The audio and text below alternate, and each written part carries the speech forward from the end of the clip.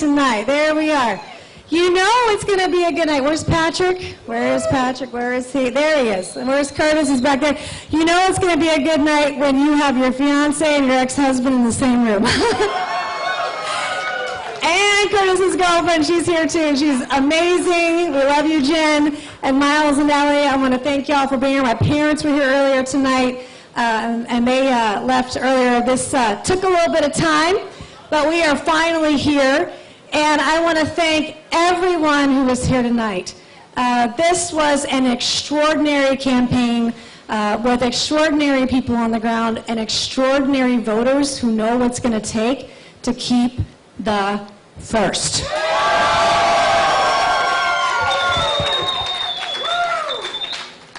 I also want to thank Katie Arrington for stepping into the arena.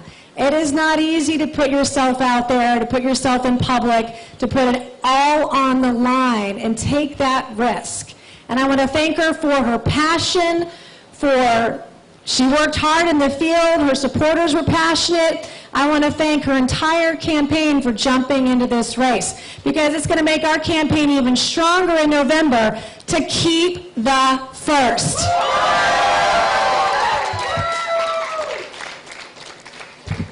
I want to thank the voters today. It seemed like we'll find out what the final turnout, the final votes were, the total number of voters who turned out. But everywhere we were today, we made 10 stops along the campaign trail.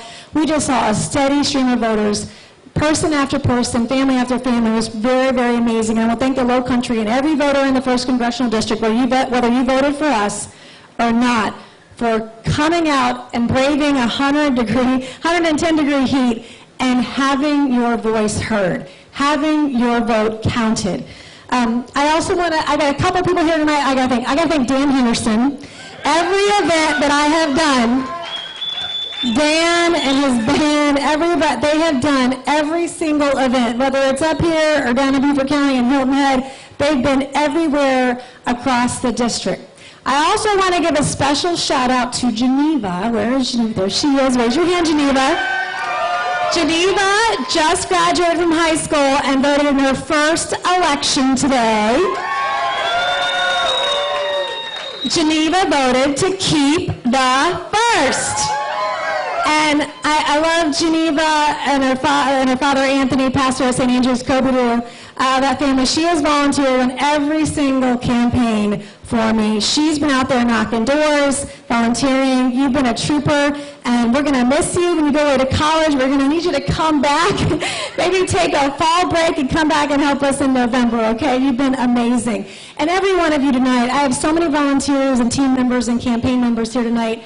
I also want to thank Mick Mulvaney, who endorsed my campaign early on. He helped us raise some money. He's a great fiscal conservative.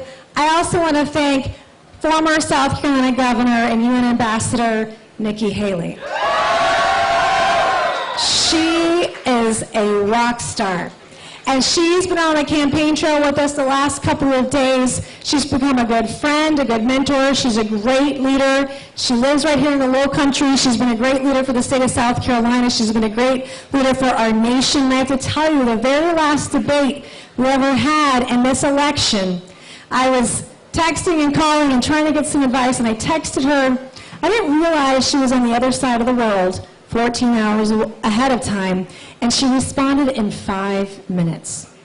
And I wish that everybody could see our text and see that stream and just see how hard she works. She's a great example for me, for my daughter, for everybody in the room today. And Nikki, I just want to say thank you. Because Nikki knows what it takes to keep the first. So starting off tomorrow, we've got a long road to hoe until November. I am looking forward to very much continuing the work that we started when we flipped this seat in November of 2020. I promised when I ran in 2020 that I would be an independent voice. I promised that I would not toe the party line, especially when Republicans spent too much and taxed too much.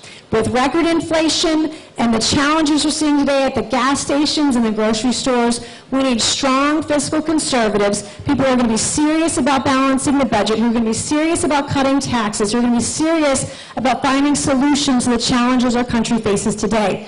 And one of those challenges, as we saw very recently, was about the baby food shortages. I had a mom just a few weeks ago text me as I'm on the flight down from D.C. back to the Low Country and talking about the baby formula shortage. She couldn't find it in the grocery stores in Charleston. She went to different retail locations, could not find it, went to import it and buy it from Europe, and it got seized by the customs when it came into the United States. Now, we have a great staff and a great team. They got it released very quickly, but those are the challenges that everyday families are facing in our country today. And guess what? The FDA got $200 million to figure out what the heck was going on with the supply chain. They knew about those shortages, and did they do anything about it? No, they did not. We've got to have serious leaders, stable leaders, people who are going to work to get things done, and I'm proud of the record that we have so far. In Congress, in my first 16 months in Congress, we passed 16 bills out of committee. We passed 4 out of the floor of the House. And the last bill I passed out of committee was a cybersecurity bill. And every single member, Republican or Democrat, Freedom Caucus or Squad, every single member of Congress voted unanimously on the Oversight Committee to pass that bill. And that is the kind of leadership that I promised to bring in 2020, that I promised to bring forward in 2022, to get this country out of the crises that Joe Biden has created. And it starts right here in the 1st Congressional District, because the only way Republicans are going to get a majority in November is if we win swing districts, purple districts, just like South Carolina's 1st Congressional District.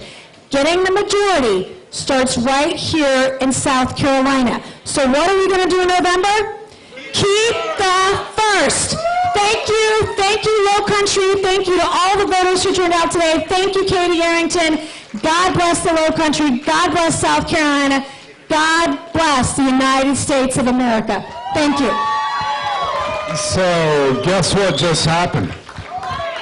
Miss Katie Arrington just conceded and endorsed Nancy Mace.